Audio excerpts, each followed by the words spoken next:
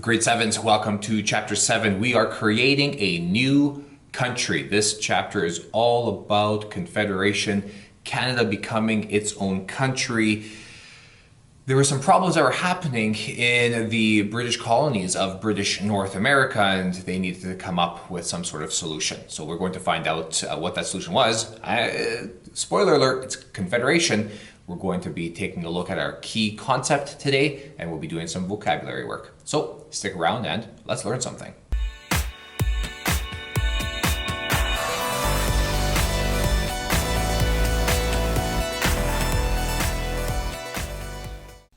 Lesson 7.1, the beginning of Chapter 7. This is creating a new country. This is the last chapter of Unit 1 of Pre-Confederation Canada. This is a fantastic chapter. I love this chapter. The ideas and the lessons that are going to be here are going to be absolutely fantastic. I can't say again how much I enjoy this chapter. The question that we're going to try and answer: to what extent was Confederation an attempt to solve existing problems and lay a foundation for a country? If you've been following along at any point during our history of Canada, the story that we have here this year, a lot of problems exist. There are a lot of problems that are in existence in this time period, in this part of our story.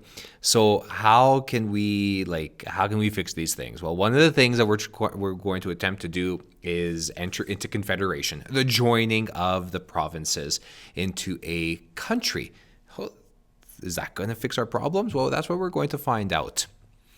The chapter concept this time around is people and government. So we're going to be taking a look at that as well. We're going to be talking about the foundations of our Canadian government that still exists today. Where did it all come from? Well, it came from here. So this is not a bad idea to revisit also when you get into grade 9 social studies, because this will be very important too. So here's your vocab. You've got government, democracy, representative democracy, responsible government, representation by population, manufacturing, free trade, export, reciprocity, manifest destiny, federalism, compromise, consensus, federal system, residual powers. We have quite a few words this time around. Yes, I know. All of them will be talked about. Some of them you already know. Some are going to be new.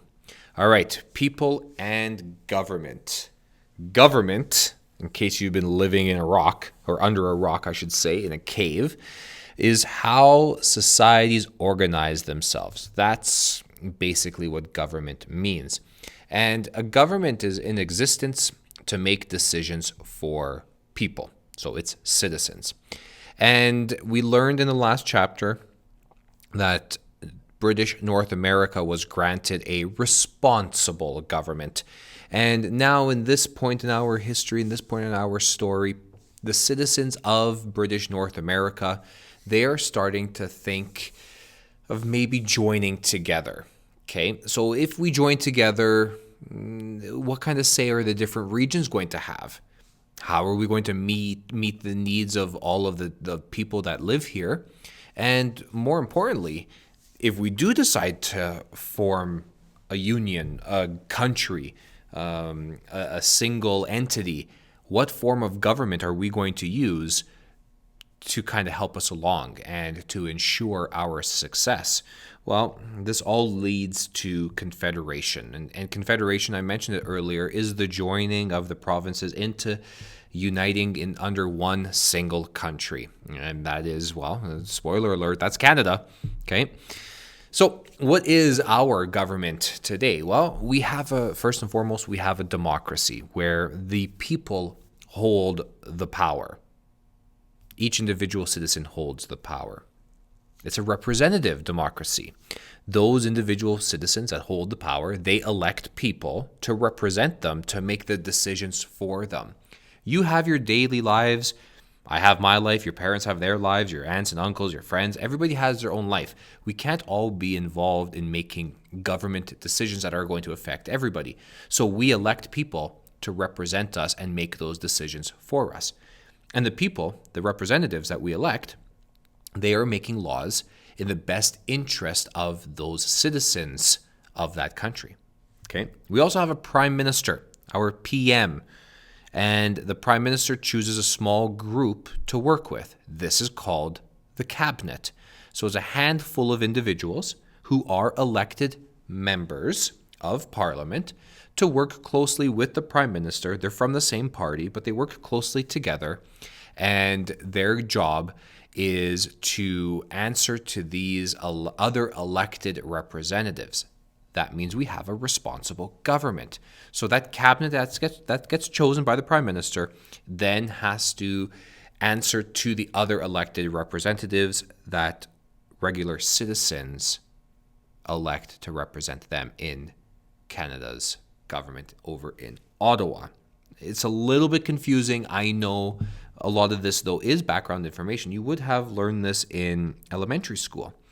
And in Canada, we have different levels of government. We have federal, provincial, and municipal government. This chapter, we are taking a look at the federal government.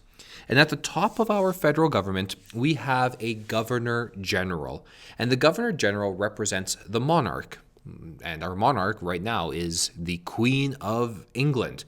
So the governor general represents the monarch and acts on the advice of the House of Commons. The House of Commons is where the elected representatives are.